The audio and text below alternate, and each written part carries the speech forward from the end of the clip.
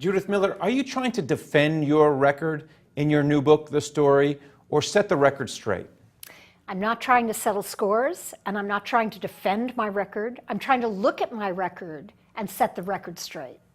Well, the reviewer who reviewed your book in the New York Times said you were probably trying to land on the front page as opposed to start a war in Iraq. How much credibility do you give that? Was it more about ambition? Are you more Cassius than Clausewitz? Gosh, what a terrible charge. I'm a journalist who wants to get their story on the front page. I mean, I would presume that every journalist wants to do that.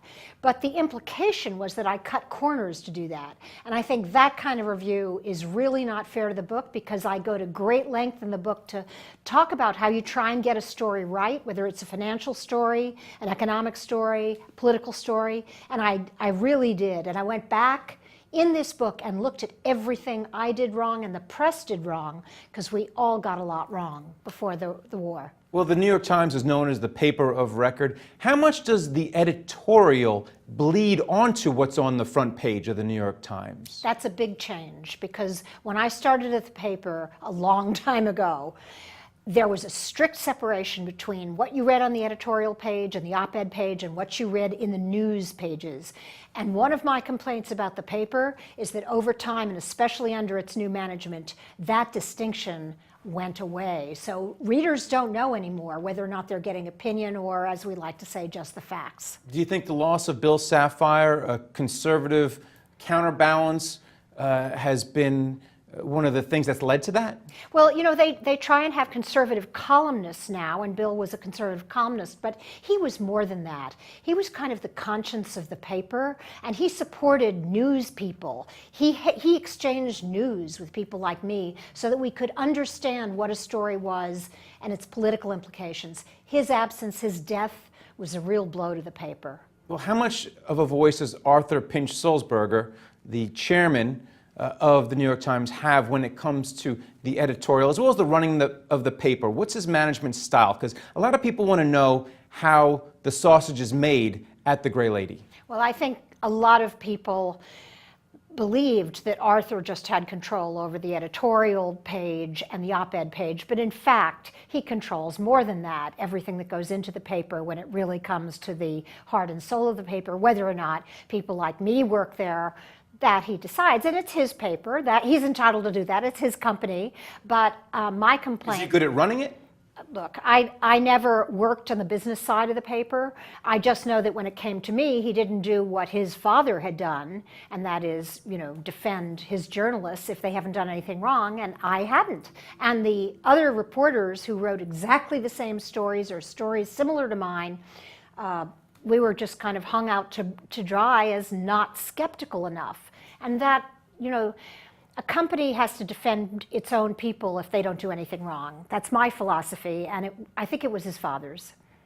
And now you're working as a contributor for Fox News, Right. which is owned by Rupert Murdoch, Right. and to a certain extent, the Wall Street Journal and the New York Times are Coke and Pepsi. Wall Street Journal has the Right. largest circulation Right. of any newspaper, followed by the New York Times. So can you talk about the differences between those two newsrooms? Well, I really haven't worked in the Wall Street Journal newsroom. I've just written for their op-ed page. I think both are great papers. I think both are indispensable institutions. I think the Wall Street Journal over time has gotten to be less of a financial paper and more of a generalist paper. And that's obviously directly threatens the New York Times. But there was a lot of worry when Rupert Murdoch took over the Wall Street Journal that his voice would be heard with regard to the news section. And a lot of people say, you know, something, that fear was unwarranted. Why don't you talk about the comparison when you read the Journal, for example, versus when you read the Times right now? Well, I read both papers every morning, and I'm not going to tell you which one I read first, but I feel that I have to read both of them and the Financial Times.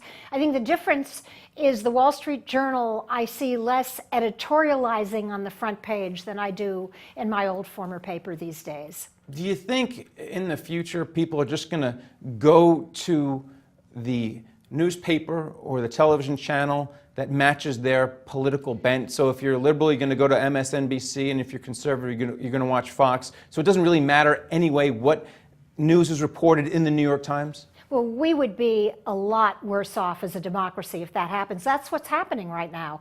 Our news is becoming as polarized as our political environment. And I really believe that there should be places, papers where you can turn to and you feel that you're getting kind of like the straight story. That's always been my goal. That's what I've tried to do. That's why I've written this book, to go back and look at everything that I got wrong and have tried to do a real accounting of that. And right now, as someone who was a Middle East correspondent for a number of years, saw the rise of Al-Qaeda, Right. Followed all the way through, what do you think we're getting right and what do you think we're getting wrong? And what should people be looking for when they're reading the coverage? You know, right now, I think what's happened is, you and I are sitting here on Wall Street. This was an area that was devastated by 9/11.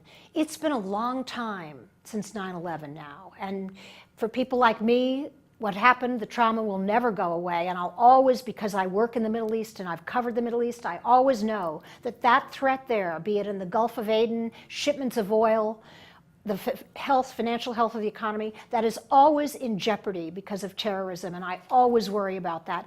Other Americans, not so much. So I think that under our current president, he has had the idea that we can withdraw from the world and from those troubles and not become the target of the people, the militants who hate us. My experience tells me that they're going to hate us no matter what, that we remain vulnerable and we can't drop our guard. But it's hard to be vigilant all the time. And then finally, we recently saw on 60 Minutes news of sarin gas used in Syria.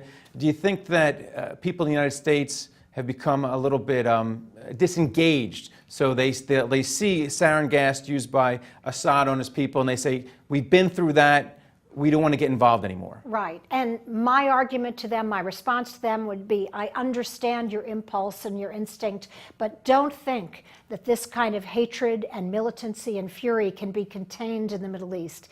It will come back if they can manage it to strike us here or strike American financial or economic or political targets abroad. We cannot be isolated from the world. We do that at our peril. Thanks a lot, Judith Miller. Thank you very much. Thank you for watching The Street.